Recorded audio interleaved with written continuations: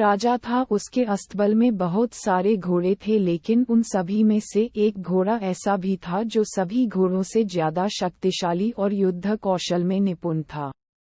राजा हर युद्ध में उसकी पीठ पर बैठकर जाता और युद्ध जीतकर आता था, इसलिए राजा उसे बहुत प्यार करता था।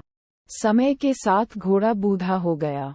राजा को लगा कि अब शायद उसका घोड़ा पहले की तरह युद्ध में सहयोग नहीं कर पाएगा, इसलिए उसने घोड़े को युद्ध में ले जाना बंद कर दिया। अब घोड़ा सारा दिन अस्तबल में बैठा रहता था या घास चरने मैदान में चला जाता था। एक दिन घोड़ा कहीं दूर निकल गया और रास्ते में आते समय एक नदी मिली। नदी में कीचड़ था। घोड़े को लगा कि वह आसानी से नदी पार कर लेगा, किंतु जैसे ही उसने नदी पार करने का प्रयास किया वह कीचड़ में फंस गया। घोड़ा जितना कीचड़ से बाहर आने का प्रयास करता वह उतना ही उसमें फंसता जा रहा था। अपने आप को मुसीबत में घिरा देख घोड़ा जोर जोर से हिनहिनाने लगा। घोड़े की हिनहिनाने की आवाज सुनकर रास्ते से जा रहे राहगीर इकट्ठे हो गए। उन सभी ने मिलकर घोड़े को कीचड़ से निकालने का प्रयास किया, किंतु वे असफल रहे। लोगों ने घोड़े के मालिक का पता किया तो पता चला वह राजा का घोड़ा है। ये बात राजा तक पहुंचाई गई कि उनका प्यारा घोड़ा गहरे कीचड़ में फंस गया है और कीचड़ से नहीं निकल पा रहा है। राजा अपने सैनिकों के साथ घटनास्थल पर पहुंचा और घोड़े को निकालने का प्रयास करने लगे, किंतु उन्हें भी सफलता नहीं मिली।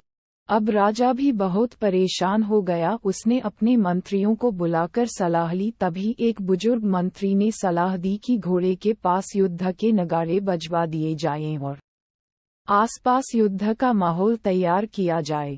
राजा को बूढ़े मंत्री की सलाह अच्छी लगी और उसने वैसा ही किया। जैसे ही नगाड़े बजे, तलवारों और ढालों की आवाज गूंजी, वैसे ही बूढ़े घोड़े में मानो फिर से जवानी आ गई और मानो उसकी नसों में खून का संचार कई गुना बढ़ गया हो। वह धीरे धीरे उठ खड़ा हुआ और जोर से हिनहिनाते हुए चमत्कारी रूप से एक झटके में कीचड़ से बाहर आ गया। राजा ने बूढ़े मंत्री से पूछा, ये चमत्कार कैसे हुआ? मंत्री ने उत्तर दिया, ये घोड़ा बूढ़ा जरूर हो गया है, लेकिन जब इससे काम नहीं लिया गया तो इसके अंदर का उत्साह और आत्मविश्वास खत्म हो गया था, और आज फिर से वही माहौल मिला तो उसमें उत्साह का संचार हुआ और ताकत लौट आई है।